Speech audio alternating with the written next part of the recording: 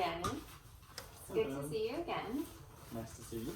I do want to let you know, just standard procedure at the beginning of every session, but everything you do say during our meetings are confidential. The only time I will ever say anything is if you say something where I'm fearful that you may cause injury to yourself or to somebody else, okay? Okay. So are you ready to get started today? Yes. Okay, so how have you been this past week? Not too bad. Just a little stressed from everything going on, but. Okay, so last time I saw you, a few weeks ago, you mentioned that you are going to be starting school again. Have you actually started? Yes. Yeah.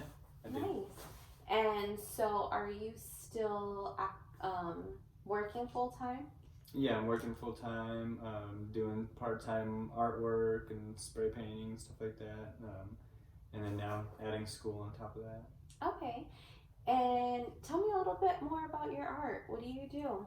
I do spray paint, so all freehand spray paint on walls and canvases and things like that, and trying to get it out there and do it for businesses and maybe schools and along those lines. Sounds like you. Is that something you really enjoy doing? Yes, yeah. So how has it been kind of starting to throw school into the mix? It's been a little more stressful than usual. Having all the assignments and stuff, and having kids, and being a husband, and also working full time, balancing everything. So it sounds like you're saying that just right now, with having a full-time job, your side job, your family, and now school, it's a little bit stressful. Yes. And you're just kind of trying to find a good balance. Yeah, definitely a good balance, and trying to see what works best for the family, number one, and then school, of course, and work. Okay. So how do you feel like you're kind of handling all the balancing? I feel like I'm balancing it pretty well. Taking tips from my wife on what I can cut back on, and just different things like that. Okay. So tell me a little bit about school. How has that experience been since going back? I think that's been the most stressful part. Just feeling a little bit older than everybody else, and kind of thinking that maybe I might be a little too old, even though you hear it's never too late to go back and stuff. But when you're actually there and in classes, and just tends to feel a little weird. So it sounds like you just feel a little uncomfortable being an older student with younger students. Yeah.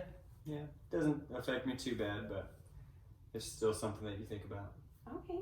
And how do you feel like you're doing balancing work and your family and now school?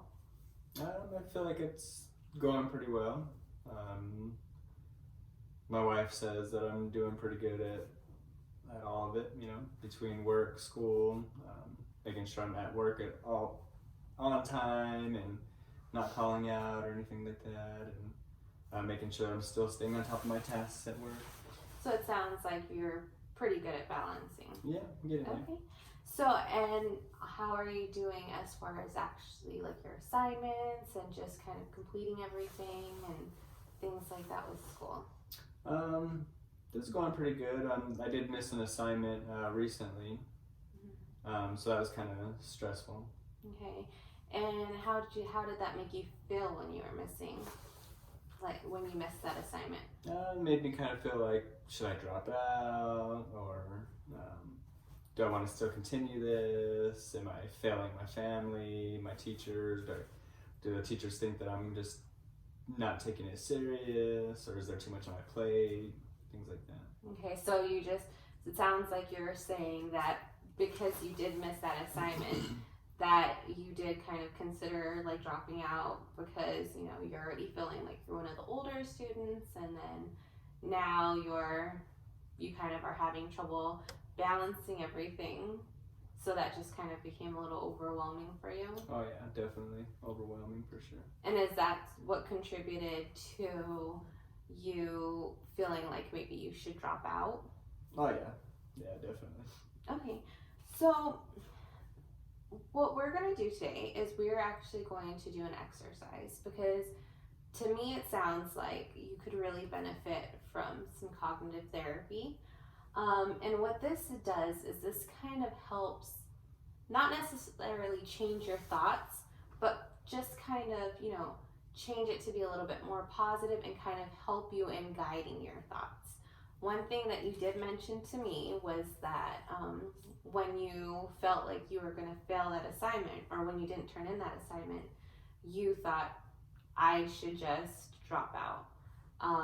You felt that you're going to fail your family, that you're already older, and it just feels like you immediately kind of took it to that place.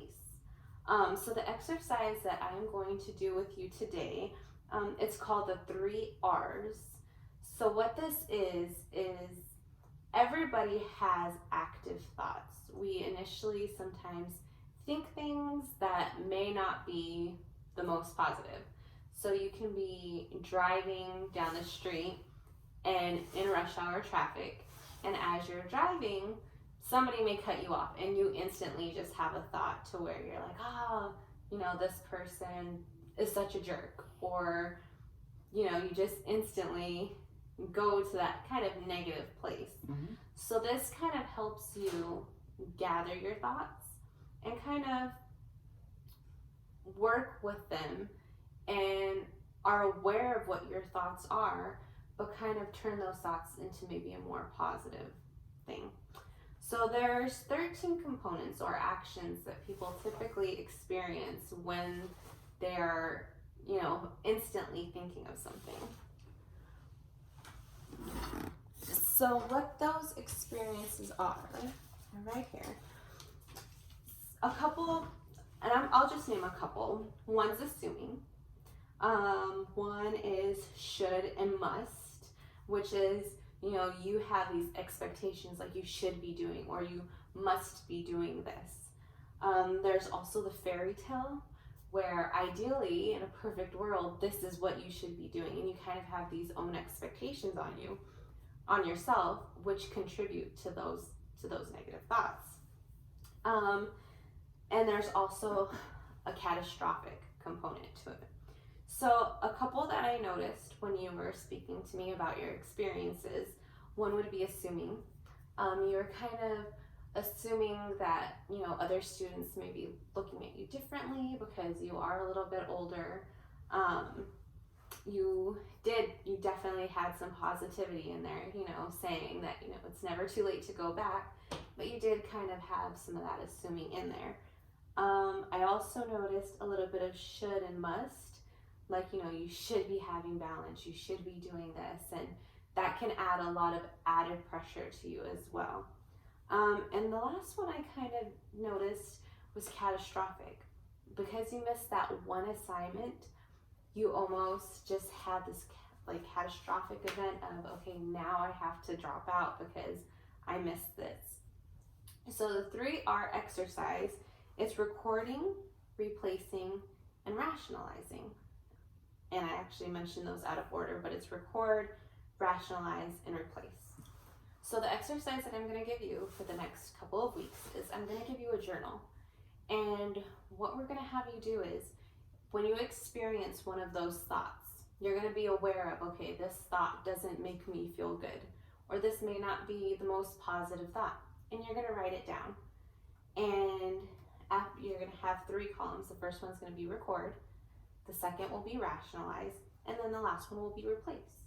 So for instance, you missed an assignment. We'll put that in the record because that caused you to feel a certain way negatively. So we'll put that in the record column. Now rationalize. Okay, you missed that assignment, correct? Mm-hmm. Now, do you think by missing that one assignment, you should drop out of college completely? Or is it going to completely, affect your grade to where you're not going to be able to pass that class? Do I feel that way? Yes. Yeah, sometimes.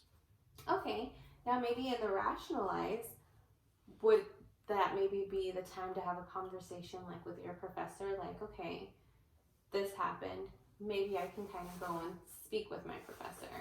Oh yeah, yeah, I think so. Okay, so we could put that in the rationalize column, because sometimes we instantly feel like, okay, it's gonna completely affect my whole course. But when we sit down and actually think about it, okay, that's one assignment, but are there plenty of opportunities to maybe potentially not let it affect you as well? So we would put that in that rationalize column. And the last column would be replace.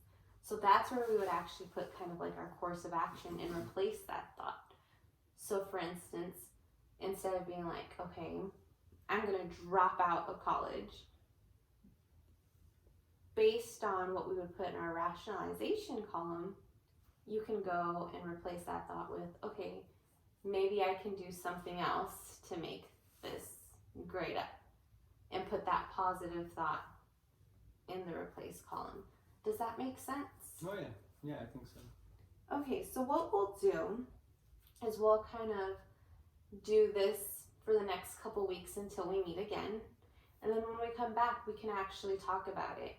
And if you maybe had difficulty understanding it, or just wasn't really sure if you were putting the right things in the right columns, we can definitely go over it, discuss it, and kind of work together with it. And then we can even kind of process some of those thoughts and see, okay, why do you think this? And then why you feel certain ways to certain events.